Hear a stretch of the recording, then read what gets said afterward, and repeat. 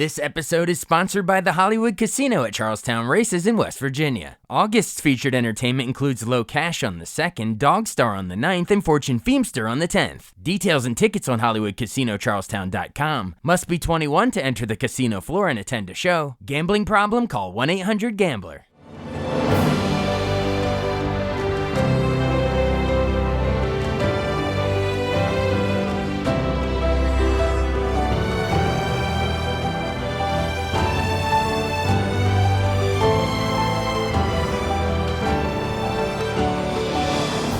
Welcome to the newest episode of Beyond the Fame with Jason Fraley. I'm your host, Jason Fraley, picking the brains of the top filmmakers, musicians, and artists of our time. Comedian Tom Papa cracks up Maryland Hall in Annapolis, Maryland this Friday night. He joined me to preview the show and reflect on his journey in stand-up comedy. Hey, Tom Papa. Hey, thanks so much for joining us on WTOP here in Washington, D.C.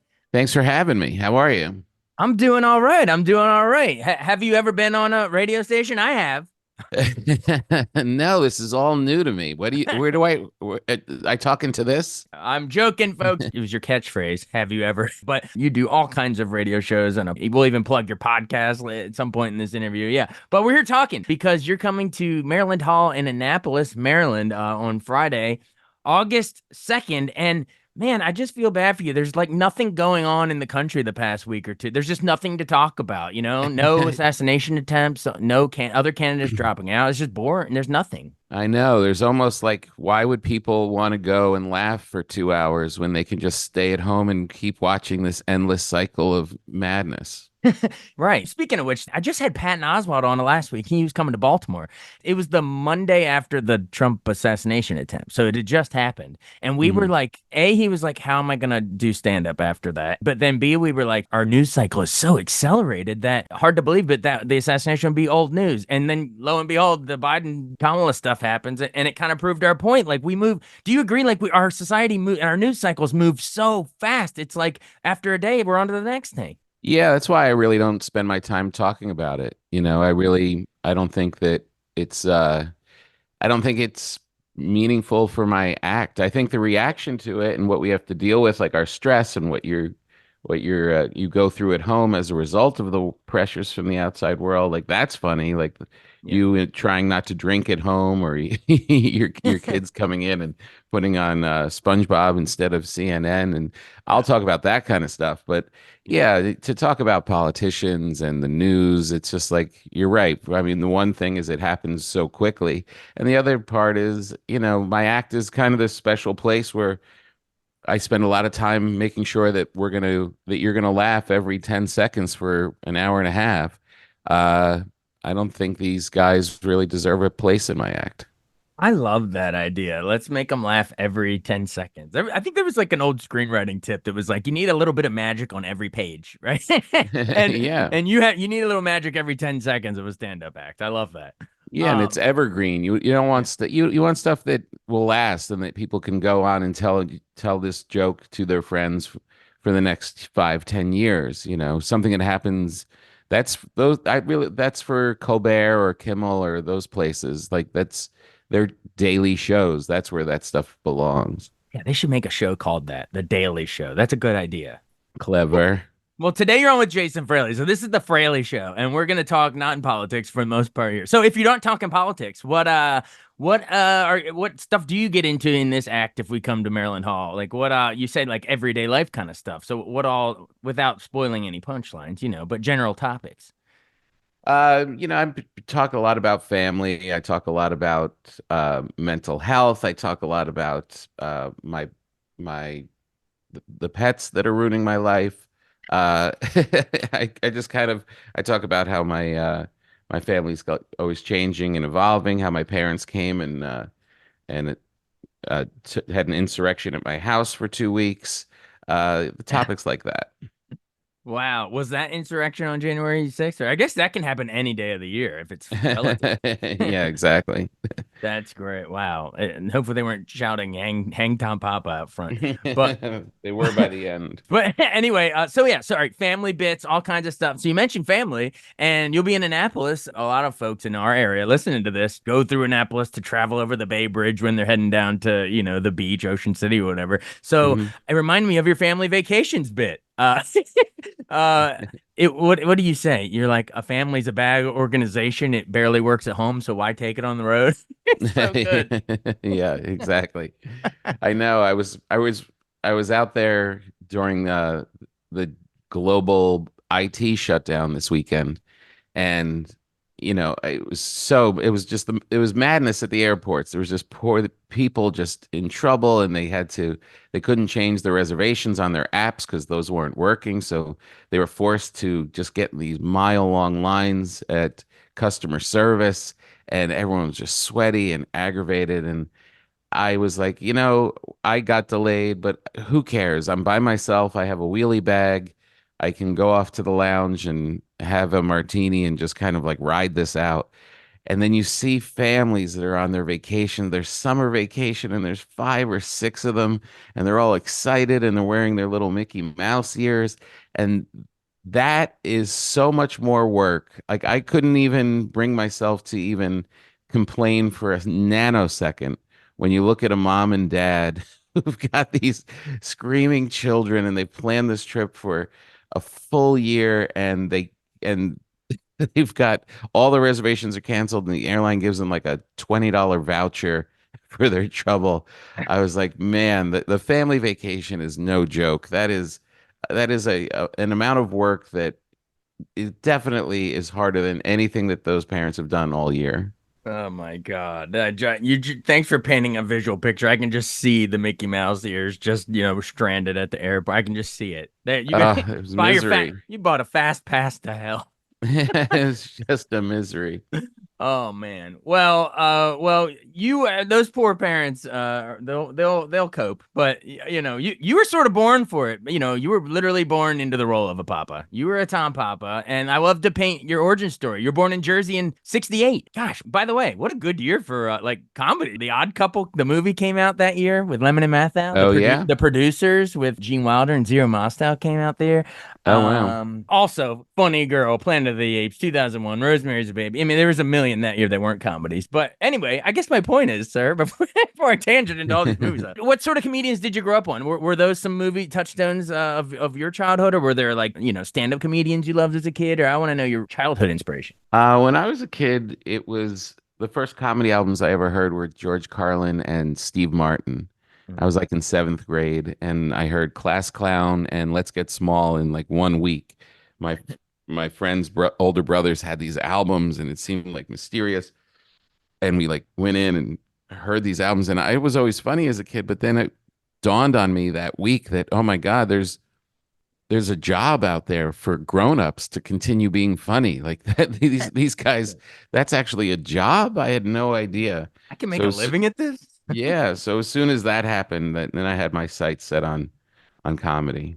Nice. And of course you're in New Jersey, so I guess it's not that far of a trip over the border into New York City. I guess that's where you start doing stand up around like 93, is that right? Yeah, exactly. Okay. So what Exactly. were some of the early places you played? I know you met, Jerry Seinfeld at Comedy Cellar and started touring with him, but was that sort of where you first played, or what were some of the other little nightclubs when you first started down there early No, days? there was the New York Comedy Club back then and Stand Up New York and the comic strip was a big one. And then you kind of knock around New York and you do all of these sets and you're just scraping by and trying to get as much stage time as you possibly can. And then when you're good enough, then you after years, that's when you head down to the Comedy Cellar and that's when they would take a look at you. And once you get past at the Comedy Cellar, then that's it. You've kind of made it in New York and then all the good things follow after that. Awesome. So that's sort of the gauntlet. That's the test you got to pass at the Comedy Cellar, and then you're Yeah, it's like no one shows up. The other clubs would put you on early when you're just developing and figuring stuff out, and they let you host shows, and it's very valuable and it's great. But the Comedy Cellar didn't run that way. That you had to be like a national headliner before they would even put you on just their Monday night lineup. So that was like, and you know that as a young comic, you don't even you're no one's foolish enough just to show up because you don't want to blow your chance. yeah. So you wait patiently until somebody refers you and the timing's right and you've done enough in your career, and then once you hit the Comedy Cellar, then and now yeah, they have like 5 rooms I think, and they have like I guess it's like 8 shows a night. So you can just within one city block, you can get all the spots in you need in a single night. Absolutely. Wow, that's great. Well, thanks for the deep dive on Comedy Cellar. I'm sure they appreciate the shout out. So wait, when do you meet Jerry in there then? Was Seinfeld still on the air or was this after that? Because you touring with him was probably like a huge career break for you. Yeah, no, that was after. That was after a show, and he came back to the clubs, and he saw me on stage a couple nights in a row and thought I was funny, and I just grabbed onto his coattails and didn't let go. Well, they let him out of jail because he went to jail at the end of that in the finale. So they let him out just to tour with you, I guess. Yeah, exactly. All right, cool. And then, of course, in 2005, you dropped your debut comedy album, Calm, Cool, and Collected. Do you have fond memories of that one? Can you look back on that one all these years later with pride? Or when's the last time you popped? Well, I was going to say pop the CD in, but you can't even do that anymore. Yeah. Yeah, it was great. I was at the Comedy Magic Club, and they had such a great system before all the other clubs did, and they really mic'd the audience, and it was like I just did this set, and I was like, I should just, if I could have a recording of that, and they had it on the board. And yeah, I think I'm proud of that. That was like a really cool, that was the first time that we had real good art design for the cover, and the jokes were really strong. Uh, and yeah, and that was before the time of, people posting online and people doing other stuff. So an album was the, an important milestone that you could have. Yeah. And it kind of makes me think of going back. Like I think I would like to do just an audio. I just did my latest Netflix special, my newest one of that, and it's fun and it's great, and that'll come out in October. But there's something pure about comedy albums. I mean, that's what I was saying. Like that was my influence when I was young. And you drive around and listen to Sirius XM, you're just listening. There's something very cool about just the audio part of it. And if I always play around with the idea of like in between the Netflix specials, could I come up with enough material that I could just do an audio album Kind of like like Calm, that Cool, and idea. Collected? Yeah, Like a retro idea. I like it. Yeah, yes. I mean, what we're doing right now is just audio. You know what I mean? And all your yeah, Sirius XM and podcast. Yeah, I love it. Let's go. Let's yeah. do it. I All love right, I'll get working. it. I just yeah, and I wonder. You teased your upcoming Netflix special that's coming out later. I know you just did one called "What a Day." That was the most recent one on Netflix, right? So you're talking about Yeah, another one beyond that. There's a new one coming out, right? yeah. I just recorded it last month in DC, actually, at the Warner Theater, Oh, really? and yeah, and that's I'm in the middle of editing it right now. Now, what if you? Well, I guess my question is: is any of the material in Annapolis on the August 2nd the same as that, or if not, is there like a cool, funny joke we can now pull out from that to tease? To Yeah, tease. no, no. I mean, that was only a couple weeks ago, so a lot of that is definitely in it. But there's Okay. always that great moment when you do record where you're freed up and you can just start adding things in, and you're not locked into just perfecting that set. So it's definitely a lot more loose, and a lot more improv kind of happens around it, and a couple new jokes that have been thrown in already. But the heart of it will be that for sure. Folks, if you were at the Warner Theater, you might hear yourself laughing in the background on Netflix later this fall. That's fantastic. Yeah, Uh, absolutely. That's great. Well, I wonder just to round it all out. So we hit Calm, Cool, and Collected. I know you did Only Human as well. I guess what you did Live in New York City and Freaked Out, and they were both directed by Rob Zombie. So how the hell does that work out? This guy, he's known for like horror movies and rocking out music and stuff, but he apparently also directs comedy specials for Tom Papa. Explain. Yeah, only mine because, well, Only yours. people think, if you look at us, people don't realize he's a lot nerdier than you think, and I'm a lot cooler than you think. Well, I knew you were a lot cooler. I didn't know he Thank was you. nerdier. Thank you.